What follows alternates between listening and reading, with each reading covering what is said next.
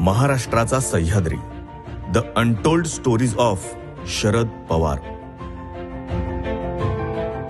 दुसऱ्या हरित क्रांतीचे शिल्पकार कृषी मंत्री शरद पवार.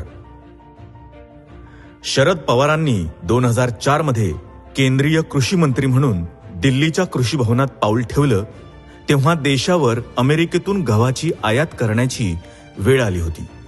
हरित क्रांतीमुळे देशात अन्नधान्याचं उत्पादन वाढलं असलं तरी वाढत्या लोकसंख्येच्या प्रमाणात ते पुरेसं नव्हतं. तात्पुरती गरज भागवण्यासाठी पवारांनी नाईलाजानं गहू आयातीचा निर्णय घेतला, पण ही परिस्थिती बदलायची हा दृढ निश्चय करूनच. शेतकरी कुटुंबात जन्मलेल्या शरद पवारांचा शेती हा कायमच जिव्हाळ्याचा आणि अभ्यासाचा विषय राहिलाय. महाराष्ट्राच्या कानाकोपऱ्यात तसंच देश विदेशात फिरताना त्यांनी त्या भागात